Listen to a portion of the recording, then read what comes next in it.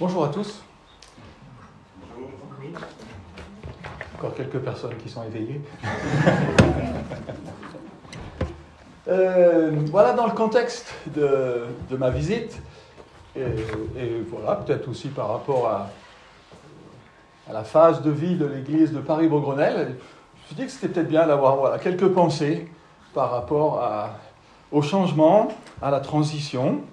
Et en particulier, je suis vraiment touché par le livre de Josué et, dans le cas présent, par les premiers versets du livre de Josué. Donc je vous invite à lire les versets 1 à 9 du livre de Josué.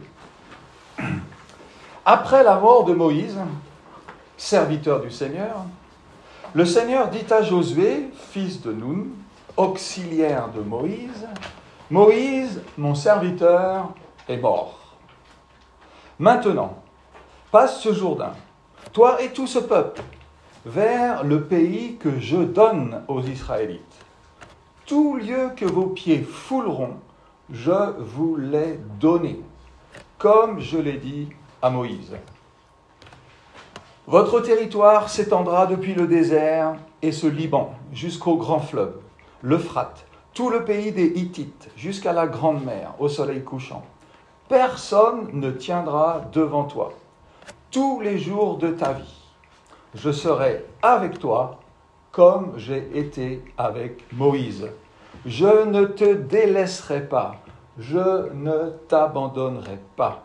Sois fort et courageux, car c'est toi qui vas donner à ce peuple comme patrimoine le pays que j'ai juré à leur père de leur donner. Seulement, sois fort et très courageux pour veiller à mettre en pratique toute la loi que Moïse, mon serviteur, a instituée pour toi. Ne t'en écarte ni à droite ni à gauche, afin de réussir partout où tu iras.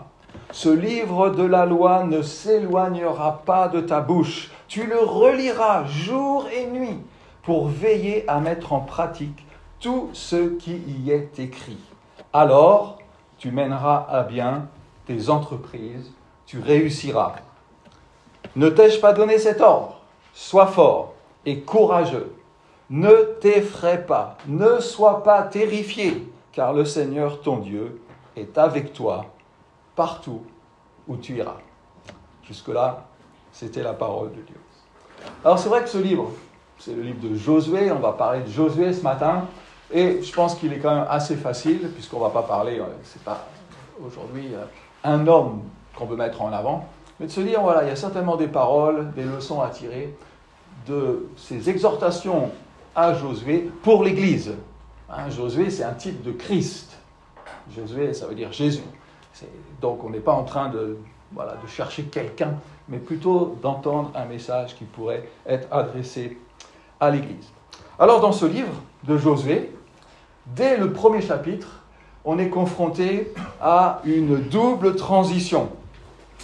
Le passage à témoin suite à la mort de Moïse, n'est-ce pas ? Et puis l'entrée dans le pays après 14 ans passés dans le désert. 40 ans. Vous imaginez ?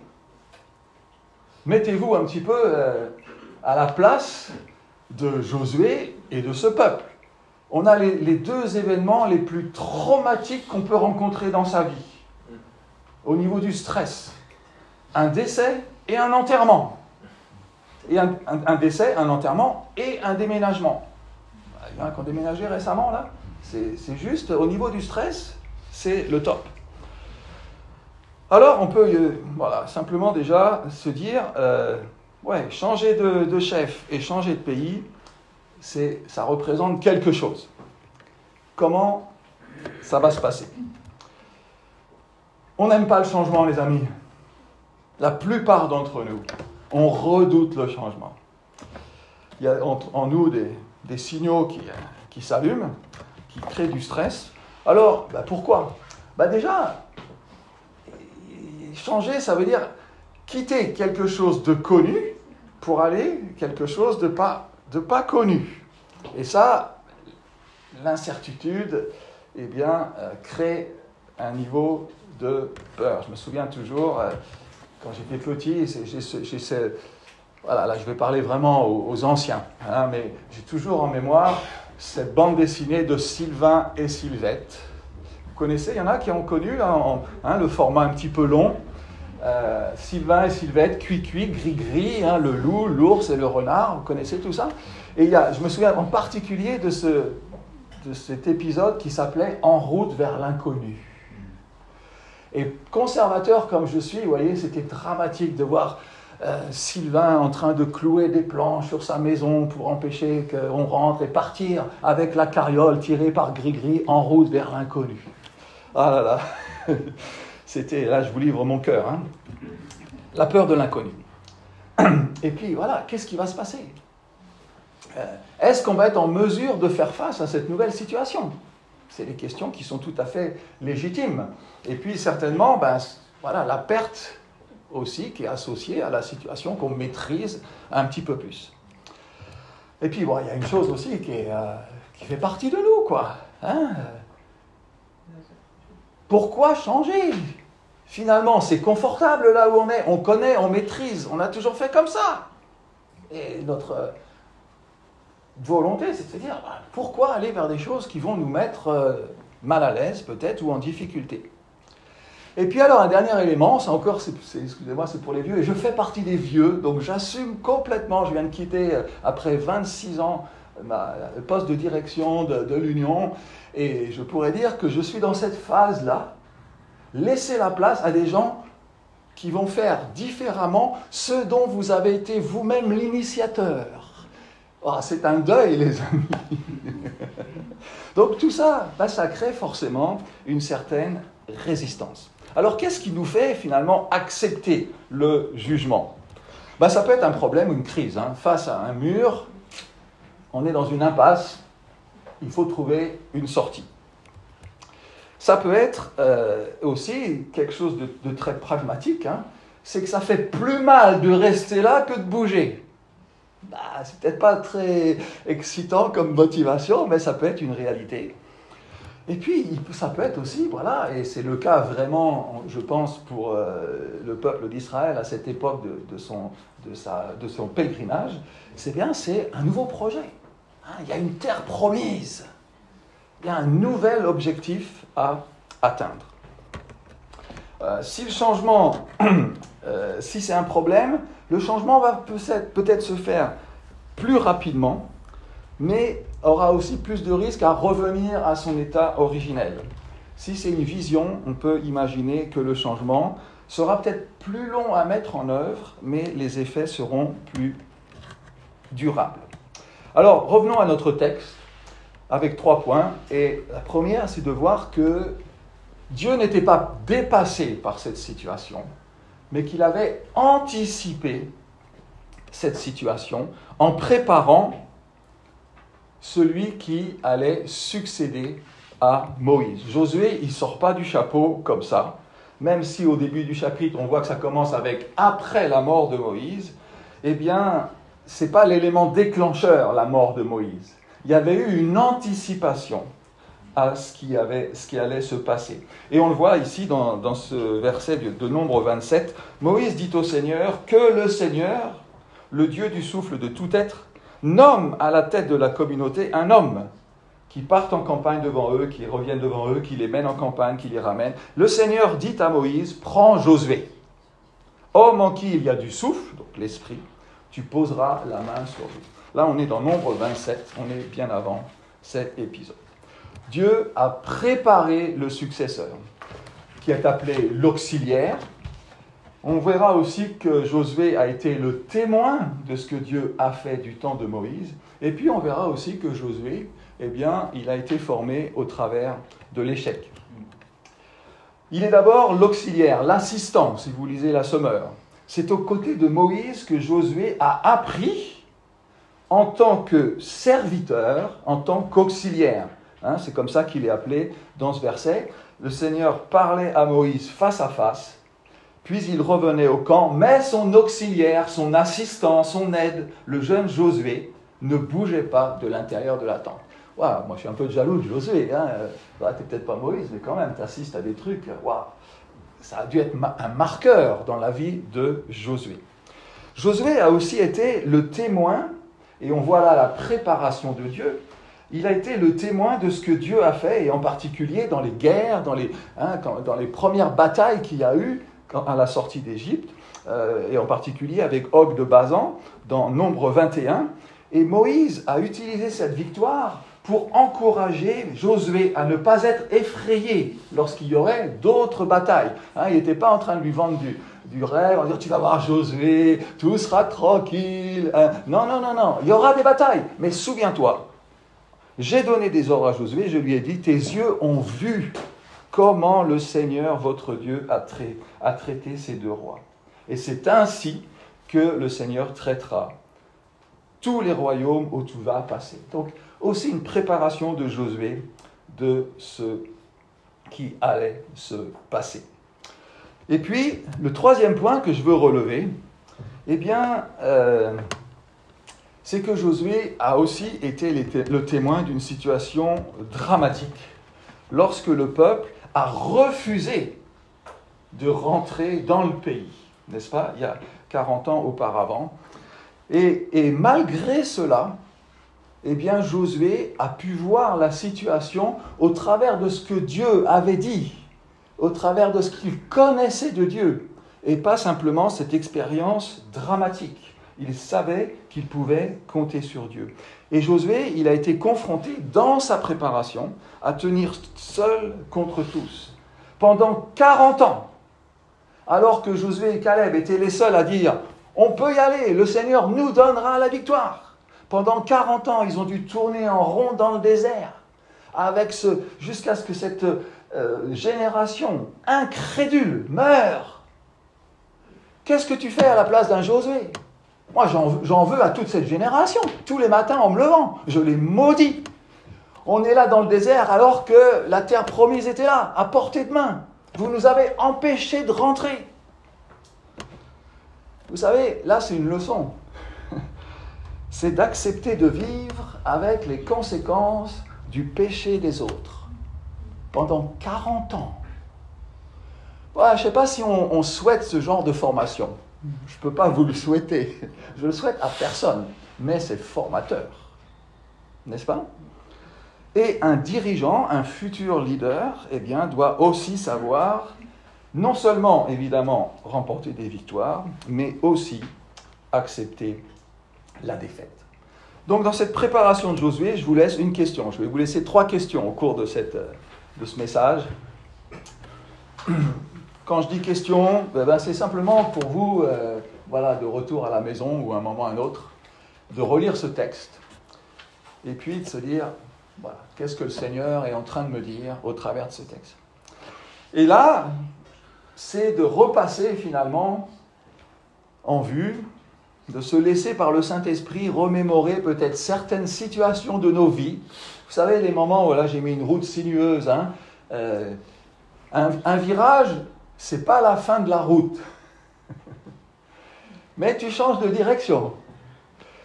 Et de se dire, en fait, dans toutes les circonstances par lesquelles le Seigneur m'a fait passer, finalement, comment est-ce que je peux apprendre de ces circonstances pour y voir la main de Dieu qui me prépare et m'équipe pour le service. Est-ce que nous faisons faire ce travail de pouvoir discerner la préparation de Dieu au travers des circonstances par lesquelles il nous a fait passer. Ensuite, le deuxième point qu'on voit dans ce passage, après la préparation de Moïse, donc l'anticipation de Dieu, on voit qu'il y a eu une parole pour Josué. Moïse, mon serviteur, est mort. Maintenant, passe le Jourdain, toi et tout ce peuple, vers le pays que je donne aux Israélites.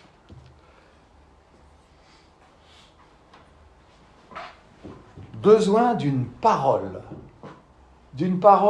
personnelle pour mener à bien la mission que son prédécesseur n'a pas pu mener à bien. Et au moment de cette passation de pouvoir, dans un temps de grande incertitude, alors que le peuple doit prendre possession du pays, eh bien Dieu prend la parole. Le livre de Josué commence avec Dieu qui parle. Et Dieu qui parle à Josué. La préparation pour l'invasion du pays, pour les conflits qui vont venir, eh bien, cette préparation, elle découle de la parole, de la communication de Dieu. Et c'est Dieu qui va initier. Et ça, on le voit au travers de toute la Bible. Moi, je pense en particulier avec Abraham, le nombre de fois dans la vie d'Abraham où c'est Dieu qui parle. Et Abraham répond. Et ça, c'est un mouvement qui doit faire partie de notre vie personnelle, d'église. En fait, on ne fait que répondre à ce que Dieu initie, n'est-ce pas? On ne crée rien par nous-mêmes. Et ça serait dangereux même de parler, alors on va parler audit, oulala. Mais, c'est-à-dire, attendez, c'est pas parce qu'on réfléchit qu'on a la réponse. On est dans l'attente de ce que Dieu dit au travers de différents outils, moyens, paroles. Et on répond à ce que Dieu nous dit. Donc, le résultat d'une communication de Dieu.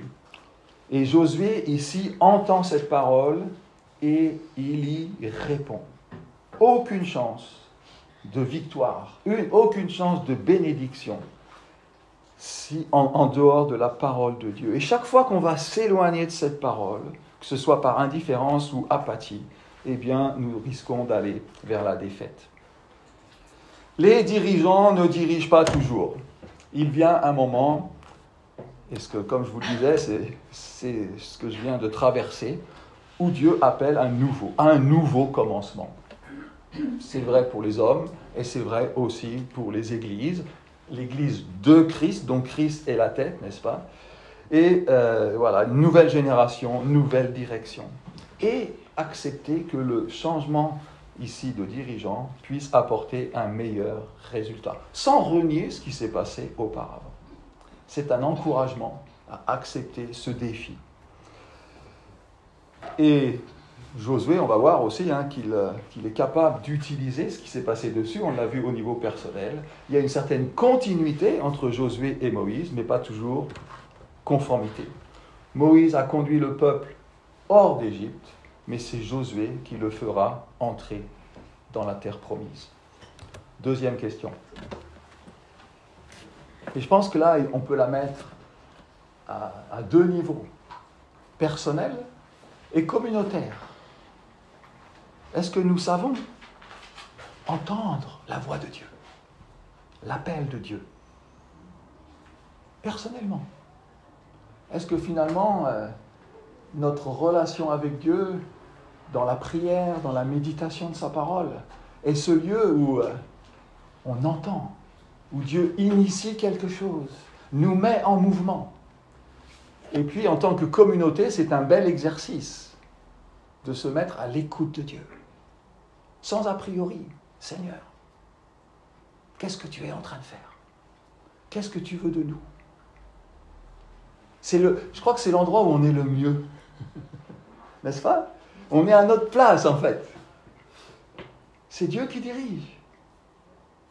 Et on veut juste l'écouter. Et voilà, je ne rentre pas dans les moyens de le faire. Vous y réfléchirez. C'est ma deuxième question. Troisième point que je veux mettre en avant, qui sont très forts, qui apparaissent très clairement dans ce passage, c'est les encouragements. Alors en France, on n'est pas top au niveau des encouragements, n'est-ce pas? On aime beaucoup la pédagogie de l'échec, mais voilà, encourager, c'est pas naturel chez nous. Mais on a le droit de changer, n'est-ce pas? Et là, on voit clairement que Dieu, quand il parle à Josué, devant cette mission quasi impossible, eh bien, il ne lui donne pas des conseils. Il n'y a rien sur ce qui va se passer. C'est peut-être pas plus mal, d'ailleurs, mais il l'encourage. Il l'encourage. Après avoir dit à Josué, après avoir appelé Josué, l'Éternel appelle Josué à avoir du courage. Pas facile de prendre la suite d'un Moïse, n'est-ce pas? Comment tu remplaces un Moïse? Ouais. Moïse, il est à l'origine de la libération du peuple, n'est-ce pas? De la sortie d'Égypte. Ça n'a pas toujours été automatique, mais quand même, il a été devant Pharaon, il a tenu tête à Pharaon. On sait que Dieu était avec Moïse, les 10 plaies, c'est pas rien quand même, hein? Il a ouvert la mer des joncs en étendant sa main. Ouf! Il a reçu les tables de la loi et il parlait avec Dieu face à face. Alors, petit Josué, quand je dis petit Josué, comprenez ce que je veux dire. Et puis il y a ce texte, carrément, résumé, Deutéronome 34. Il ne s'est plus levé en Israël de prophète comme Moïse, que le Seigneur connaissait face à face, pour tous les signes et les prodiges que le Seigneur l'envoya produire en Égypte contre le Pharaon, contre les gens de sa cour et contre tout son pays. Et pour toutes les choses grandes et redoutables que Moïse fit d'une main forte sous tous les yeux de tout Israël. Suivant, les volontaires pour prendre la place de Moïse qui est mort. On prie pour une résurrection dans ce cas-là, n'est-ce pas? Hein? C'est presque moins difficile que de trouver un remplaçant. Alors Josué, moi je vois des tas de raisons pour lesquelles Josué aurait pu refuser. D'abord, qui suis-je? Hein? Une question classique. Moïse a eu aussi cet épisode-là, on le lit dans Exode, n'est-ce pas? Qui suis-je pour succéder à Moïse? Moïse, avec l'envergure qu'il avait, n'a pas réussi, n'est-ce pas? Alors, quelles sont les chances pour que moi, je réussisse? Petit détail. Tu as vu la rivière qu'il y a là? La rivière qui déborde? Le pays, il est de l'autre côté. On fait comment pour passer? C'est juste un détail. Hein. Et puis, pour aller où? On ne sait pas où ça... c'est sûr que ça fait 40 ans qu'on a le même régime, mais au moins tous les matins, on a la manne. Pourquoi changer? N'est-ce pas? Et puis ici, c'est pas mal. Vous savez, ça c'est le syndrome du « ça me suffit ». Je ne sais pas si vous avez déjà vu des petites maisons où il y a marqué sur la porte « ça me suffit ». Ça me suffit. Mais il y a déjà 2 tribus ennemies, hein, la tribu de Gad, de Manassé, Ruben et la demi-tribu de Manassé, qui ont dit « l'herbe est verte de ce côté, on a des troupeaux, pourquoi traverser ?» Et puis finalement, moi j'ai déjà donné, tu vois, il y a 40 ans, j'ai mouillé le maillot. Pour aller où? Vous voyez, Josué, il a toutes les bonnes raisons pour décliner. Pour lui, ça va être source de complications. Alors Dieu dit, sois fort et courageux. 3 fois dans ce passage. C'est toi qui vas donner à ce peuple ce patrimoine. Le pays que j'ai juré à leur père de leur donner. Seulement, sois fort et très courageux. Ne t'ai-je pas donné ces forces? Sois fort et courageux. Je pense que là, si tu n'as pas compris le message, tu as un problème. Ne t'effraie pas, ne sois pas terrifié, car le Seigneur, ton Dieu, est avec toi partout où tu iras. Et voyez, l'enjeu, il est là, en fait. Toutes les bonnes raisons que j'ai données de décliner l'invitation concernent la manière dont moi, je vois la situation. Et Dieu demande à Josué de regarder ailleurs. Sois fort et courageux, ce n'est pas la méthode Coué. C'est parce que je serai avec toi. Parce que j'ai juré.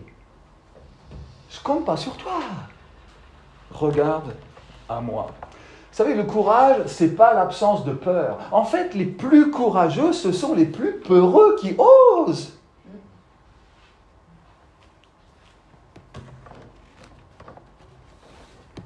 Et donc, Moïse aussi a encouragé Josué. Moïse appela Josué et lui dit sous les yeux de tout Israël, « Sois fort et courageux, car c'est toi qui entreras dans ce pays. » Ça, c'est Deutéronome 31. C'est toi qui leur donneras comme patrimoine. Et le peuple aussi a soutenu Josué. On a une conjonction d'encouragement. Dieu, Josué, le peuple. Ils répondirent à Josué, c'est le peuple qui parle, tout ce que tu nous as ordonné, nous le ferons, nous irons partout où tu nous enverras, nous t'écouterons exactement comme nous avons écouté Moïse. Ils ont des trous de mémoire des fois. Seulement, que le Seigneur, ton Dieu, soit avec toi comme il a été avec Moïse. Alors d'où viennent la force et le courage? C'est bien joli tout ça. Sois fort et courageux. De deux choses qui s'appliquent à nous directement. Un, et on voit cette insistance de la parole dans ce passage, la première source du courage et de la force provient de la méditation et de la mise en pratique de la parole. Il est en train de demander à Moïse de mener la guerre. Eh bien, il ne l'envoie pas à Saint-Cyr. Il lui dit, médite la parole. Médite la parole, jour et nuit. Et Josué va se mettre en marche parce que Dieu a dit. Parce que Dieu a dit. J'aime beaucoup ce verset d'Hébreux 13. Parce qu'on a le raisonnement, la logique. Donc, si on commence au verset 5, que votre conduite ne soit pas inspirée par l'amour de l'argent, contentez-vous de ce que vous avez, car il a dit lui-même, donc ça c'est Dieu. Car Dieu a dit, je ne te délaisserai point, je ne t'abandonnerai jamais. C'est pourquoi nous pouvons dire avec courage. Parce que Dieu a dit, nous pouvons dire. Vous voyez, ce raisonnement-là, il faut qu'on l'assimile. Je ne suis pas courageux parce que je suis fort, parce que j'ai confiance en moi, parce que Dieu a dit, alors moi aussi, je peux dire. Nous devons connaître les promesses de Dieu et on agit selon les promesses de Dieu par la foi. Les promesses de Dieu sont là pour nous faire passer au travers de nos Jourdains personnels. Pas forcément pour les ôter, mais pour nous permettre de faire ce pas de foi. On le voit dans le chapitre 3 de Josué, de se mouiller, parce que c'est littéralement ça. Mettez les pieds dans l'eau et le Jourdain va s'ouvrir. Bah, t'y crois ou t'y crois pas, hein? Mais il faut le faire. Est-ce que c'est insurmontable de mettre les pieds dans l'eau? Certainement pas. Mais mettre les pieds dans l'eau en croyant que ça va ouvrir le Jourdain, c'est parce que Dieu a dit. C'est parce que Dieu a dit. Dieu ne nous donne pas les moyens de contourner ou d'échapper, mais il nous donne, par sa parole, l'assurance que nous pouvons traverser. Comment? Eh bien, par la parole écrite. Et c'est ce qui a marqué au verset 7 et 8. Et Dieu, c'est quand même très, très fort, à aucun moment dans ce passage, et d'ailleurs il va attendre longtemps avant de dire quelque chose, et rarement il va dire le comment. Vous pouvez imaginer que Josué dit un pont, des bateaux. Non. La parole. Médite la parole, jour et nuit. Et donc la force et le courage de Josué vont découler de sa méditation de la parole, de son appropriation des promesses qu'elle contient, ce que Dieu a dit. Vous vous souvenez, au début du passage, il y avait tout lieu que foulera ton pied, je te le donne, c'est déjà à toi. Et puis, qu'est-ce qu'il reste à faire à Josué? À obéir. Obéir à ce que Dieu a dit. Il y a un comportement qui est inacceptable bibliquement, c'est celui de stagner. En fait, il n'y a aucun de nous qui est fini, hein. On est tous en construction. Et l'Église est un grand chantier aussi. Et face à ce défi du chantier, eh bien Dieu nous donne sa parole. Il y a une terre promise. Et ce sont les promesses de Dieu sur lesquelles on s'appuie qui nous donnent ce dont nous avons besoin pour faire le pas de foi. Oh, c'est déjà quelque chose qui a été répété à Moïse auparavant. Hein, quand vous lisez les 10 commandements, tu aimeras le Seigneur ton Dieu, tu garderas toujours ses observances, vous observerez tout le commandement, afin que vous ayez la force d'aller vous emparer du pays. C'est pas un scoop. Ça a déjà été dit. Et Josué va s'appuyer sur cette parole. La prospérité et le succès sont les sous-produits de cette vie consacrée à Dieu et à sa parole. Et le plus important ici, c'est d'obéir. d'obéir à ce que Dieu dit. Ne croyons pas qu'on peut passer ce Jourdain en nous appuyant sur nos propres forces. Mais notre force, notre courage viennent d'une source divine. Je n'ai pas de recette magique en 3 points. C'est une discipline de vie. C'est une marche avec le Seigneur. Avec un avertissement, agir fidèlement, selon toute la loi, ne pas s'en détourner ni à droite ni à gauche. Et puis un processus, garder la parole, méditer la parole, agir selon la parole. Ça, c'est le premier point sur lequel on s'appuie. Le deuxième, c'est l'assurance de la présence de Dieu à tout moment.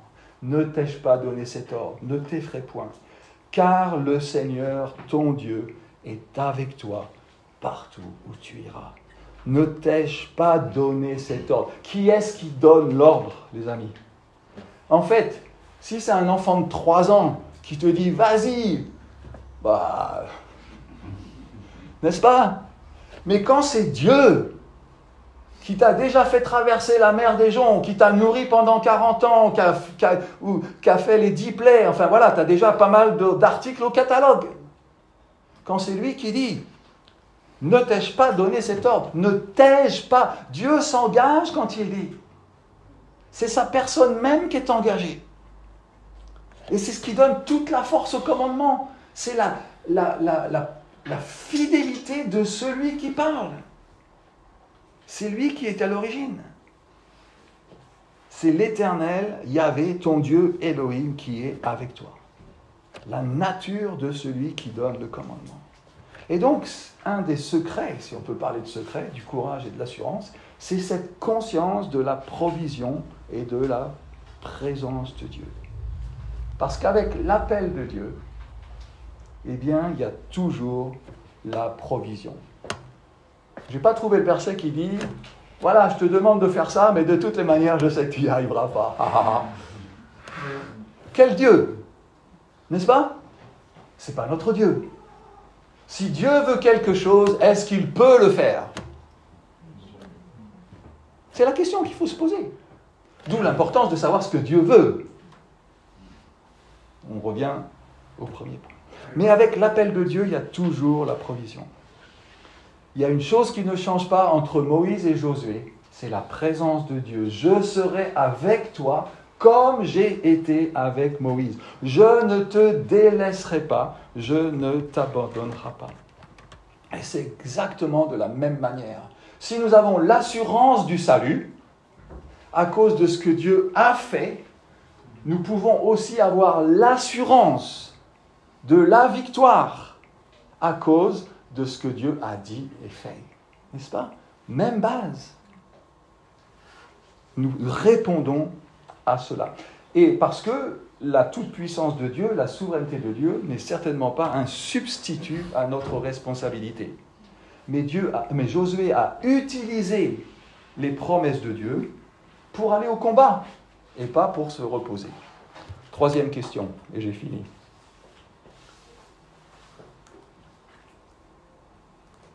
Et je pense que ça nous appelle à être vrais avec notre pratique de la lecture et de la méditation.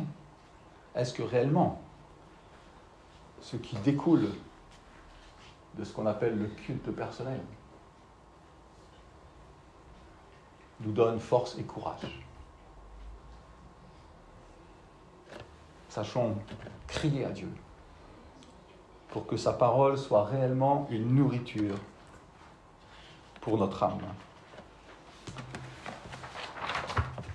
J'ai un peu dépassé mon temps, c'est à cause de Sylvain et Sylvette, je n'avais pas marqué dans mes notes. Mais voilà, c'est comme ça. Préparer, appeler, encourager. C'est ainsi que Dieu et Moïse ont permis à Josué d'entrer dans son rôle. Dieu n'a toujours pas dit comment ça se ferait. Mais il a parlé de cette manière. Et on voit la main de Dieu dans cette transmission entre Moïse et Josué. On sait que Moïse, à ce moment-là, il lui a dit qu'il ne rentrerait pas dans le pays, mais on sait que Moïse est quand même rentré dans le pays. Hein? Ouais? Ah ah. Comment on le sait? Transfiguration. Transfiguration. Mais il a dû quand même accepter de laisser la place, enfin par la force des choses, son enterrement. Et Josué est rentré en service. Savoir s'effacer au profit de celui qui va continuer le travail que Dieu est en train de faire, n'est-ce pas? Ce n'est pas l'œuvre de Moïse, ce n'est pas l'œuvre de Josué, c'est l'œuvre du Seigneur. Et dans le livre de Josué, d'ailleurs dans toute la Bible, Moïse et Josué sont tous les deux appelés serviteurs de l'Éternel. Et c'est ce qui fait la différence, être serviteur de l'Éternel. Le livre de Josué commence par un enterrement et se termine par un enterrement. Celui de Josué quand il a 110 ans. Et voilà ce qu'il dit à la fin de sa vie, un verset qu'on connaît bien. « Je m'en vais aujourd'hui selon le sort commun à tous. Vous le savez, de tout votre cœur et de toute votre âme. Aucune de toutes les bonnes paroles que le Seigneur votre Dieu a prononcées sur vous n'est restée sans effet. Toutes se sont réalisées. Aucune n'est restée sans effet. » C'est le témoignage de Josué avant sa mort. Et nous sommes aujourd'hui témoins de l'œuvre de Dieu. Œuvre de Dieu dans les hommes, dans les femmes qu'ils appellent à nos services, œuvre de Dieu dans l'Église, le Dieu qui est fidèle, le Dieu qui accomplit ses promesses. Alors face au changement, face au pays qui est devant nous, l'inconnu qui est devant nous, eh bien sachons que c'est celui qui donne qui va nous accompagner. Et que nous pouvons s'appuyer sur ce que nous savons de lui, sur ses promesses, afin de pouvoir entrer dans ce qui est déjà nôtre en Jésus-Christ. On prie? On a le temps encore? Je regarde le président. Tu me dis, Seigneur, merci pour ces versets. Oui, ton œuvre continue. Après la mort de tes serviteurs, après les changements, les échecs, les situations difficiles. Et Seigneur, merci de ce que tu nous donnes et ce que tu nous demandes est tout à fait à notre portée. Seigneur, c'est toi qui compte. C'est sur toi que nous nous appuyons. Et je te prie que ta parole, Seigneur, soit ce guide dont nous avons tellement besoin, cette lumière sur notre sentier. Seigneur, nous désirons de tout notre cœur entendre ta voix et prépare nos cœurs à répondre, Seigneur. Prépare nos cœurs à l'obéissance. Que nous soyons celles et ceux qui chérissons ta parole plus que toute autre chose et qui chérissons la communion avec toi de manière individuelle et en Église. Fais-nous cette grâce, Seigneur, de venir nous rencontrer là où nous sommes et de nous dire « Sois fort et courageux à cause de qui je suis et à cause de cette parole infaillible. » Seigneur, merci pour ta provision. Encourage-nous et encourage l'Église de Beaugrenelle, Seigneur, à entrer dans cette terre promise, dans cette nouvelle étape. Au nom de Jésus-Christ. Amen.